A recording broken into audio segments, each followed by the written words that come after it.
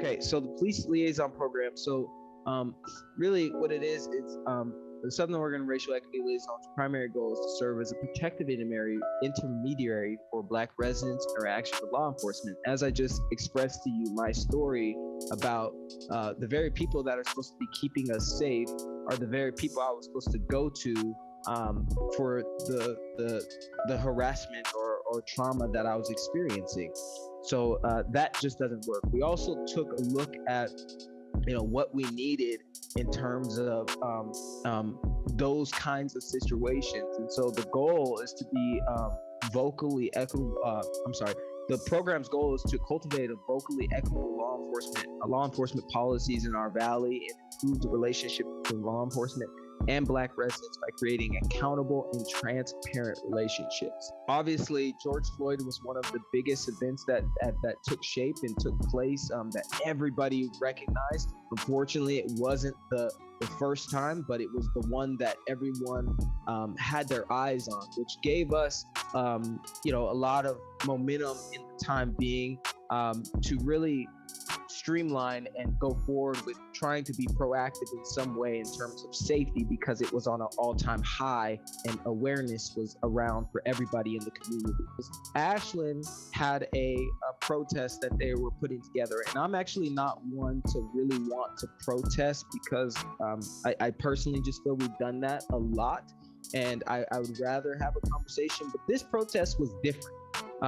What they did is they set up a room where we could come together and just talk to each other and engage with each other prior to going out to the protest. And I thought there was something kind of special about that. So me and my family actually, and Dr. Ford's family, we all went to this protest in Ashland and kind of grouped up together. Now, mind you, this event is after my daughter had experienced everything that I've been through, right? And something remarkable happened at this particular protest that set everything in motion for me. And I want to show it to you right here. This is actually my daughter.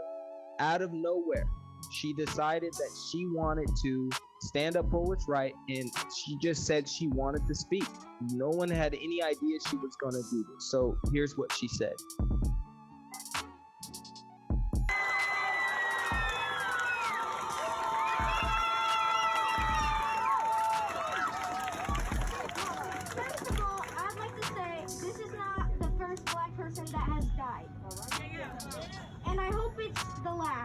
Hey, there you go.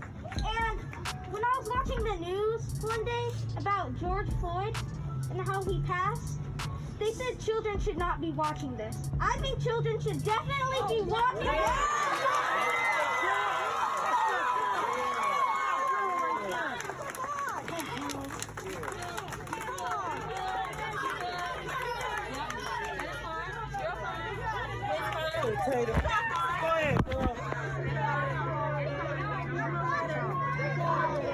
I think she actually broke down a little bit there, but that was a very important moment for me personally to ensure that I got proactive, because I knew what she meant by that. I knew what she meant by children and the next generation being aware of these problems so that they can help to change them. And so following that event, I had my eyes set on trying to figure out what we can do in terms of safety. And I had, going into this next phase here, I had been made aware of an event that was happening with our local law enforcement leaders by this ORD2 Indivisible group. It's a Democratic group that was having and hosting a forum with the local law enforcement leaders around policing during Black Lives, or policing during Black Lives Matter is what it was called. And I thought that was kind of interesting, knowing that they were having such a forum, and I was kind of curious why Black community members were not aware of it. So this was literally a day before the event that I heard of it. So I scrambled around to try to figure out how we could get more people in the community knowing about this meeting. And I sent the invite to a bunch of community members. And at this meeting, it pressed buttons that were pretty hurtful for a lot of people. Like our local law enforcement were basically saying that there's no racism, there's no problems here.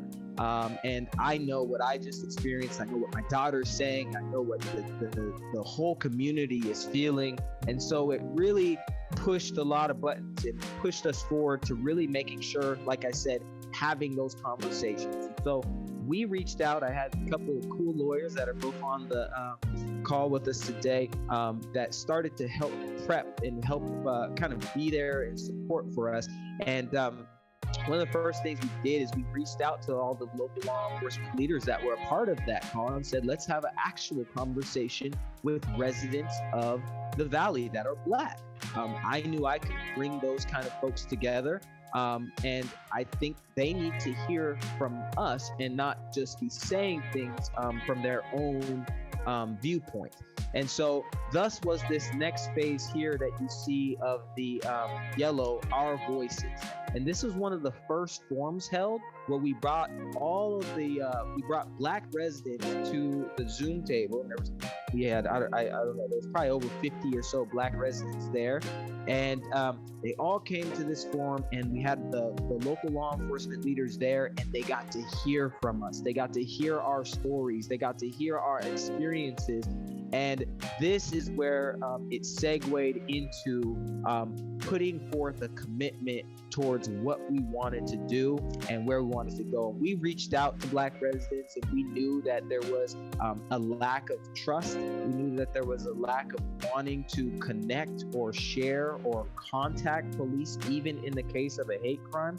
So we knew we had to formulate something that was like this liaison program. So that's when you get kind of into this next form, this green one here, that says commitment. We kind of put together a polished look at what a liaison program could look like.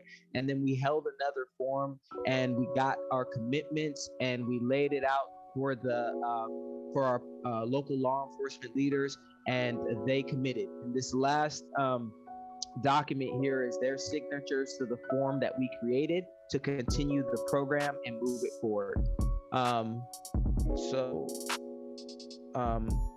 So I'll just skip this. So what we got going on right now, just so you're aware, is that Base and our supportive team here of lawyers, we meet with the local law enforcement leaders every single month. We meet as a team weekly to keep advancing and going through the next phases of trying to develop this program.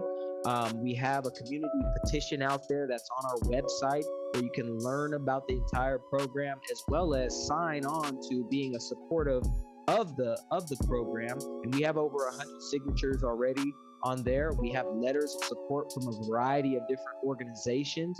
And the current process we're in right now is, Dr. Flora herself is really having those personal conversations to keep those phases of the development of the program going. And we're currently working on grant funding to support what we envision for the entire program. As Emily said to you earlier, we do have our chief interim liaison, Dr. Flora. And just to give you a quick highlight, she's here to really help to make sure, that the training is being done properly, and or what training that the officers and the departments are getting.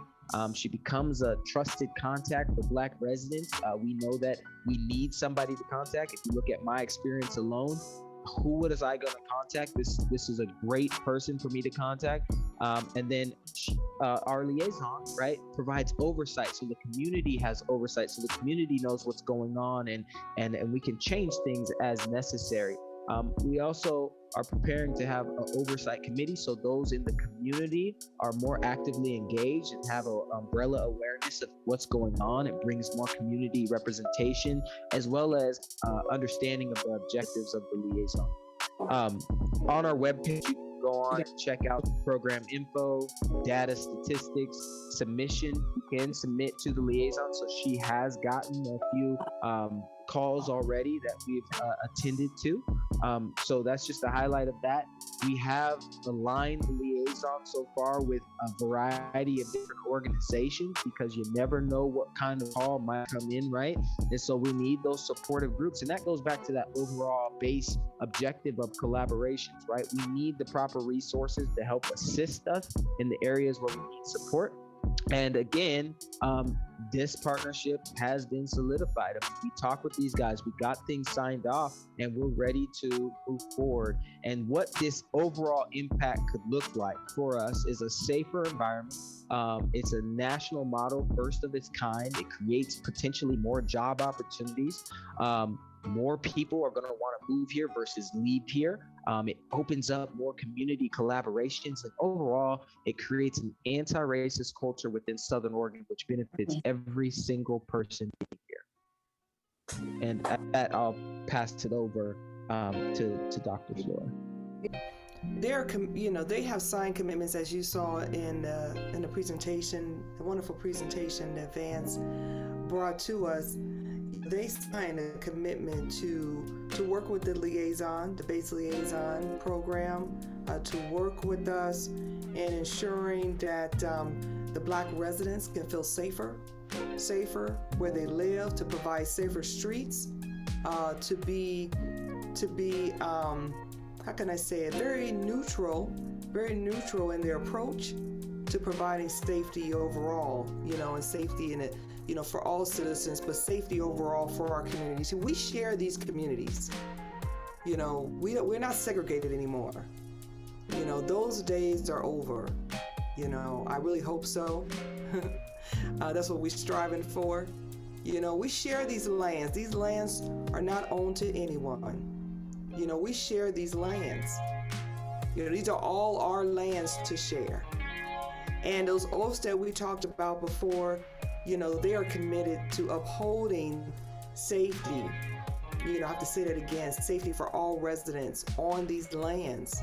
That's what they're committed to doing. They're committed to working with the liaison team to get extra training that they have not been getting when it comes to cultural sensitivity. They have committed also, not just Jackson County, but statewide. They have really committed to improving and the objectives that we all agreed upon that would be most beneficial to the Black residents here. They have committed to structuring their police departments and sheriff departments in a way where they would lessen biases and prejudices that they come into their police and sheriff departments with. We're talking about human beings. We're not talking about robots. They come with their own prejudices and biases. And those are the things that they have, the chiefs and the sheriff, committed to rectifying if they can. Some of these biases, it takes a while, right? It took years to develop. It takes a while. But they have at least committed to recognizing those biases and prejudices within their departments. To say that even though these may still exist, we will not take it out on other people. That is so important, to recognize first and then commit that you're not going to take it out on other people based on the color of their skin. That's so important.